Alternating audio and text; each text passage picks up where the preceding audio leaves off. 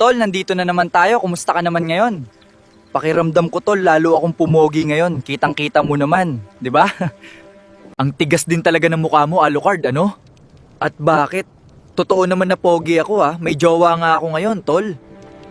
Kapag may jowa, pogi na agad. Hindi ba pwedeng ginayuma mo lang? Alam mo, Ichigo, bakit hindi mo na lang tanggapin na pogi ako?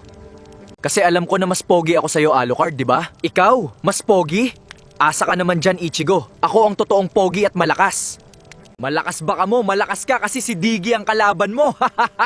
Alam mo pare, napipiko na ako sa'yo ha. Umayos ka dyan kung ayaw mong makatikim. Ay sakto pare, gutom na ako. Niluto mo ba si Diggy at matitikman ko na? Ibang tikim tinutukoy ko. Kapag hindi ka umayos pare, tatamaan ka talaga sa akin.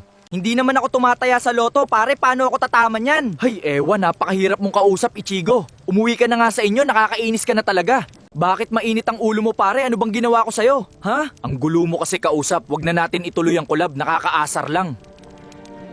Nako, natatakot ka lang siguro na maagaw ko ang jowa mo.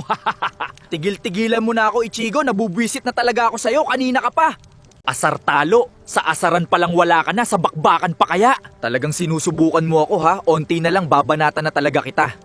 Puro kasatsat, Alucard. Hindi mo naman kayang gawin ang mga sinasabi mo. Pasalamat ka. Pinipigilan ko lang ang sarili ko dahil ayaw kong may masaktan sa atin ngayon.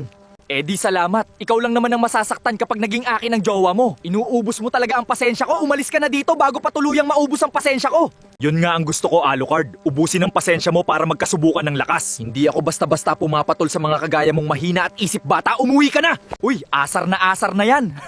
Huwag kang iiyak dyan, boy ha. Wala akong tissue dito. Hindi ako iiyak sa isang tulad mong lampa. Umuwi ka na, hinahanap ka na ng nanay mo. Hala, lagot na. Hinahanap na pala ako ni nanay. Diyan ka na, uuwi na ako. Hoy, walang hiya ka. Ang lakas mo mang asar. Takot ka pala sa nanay mo. Sige, uwi ka na.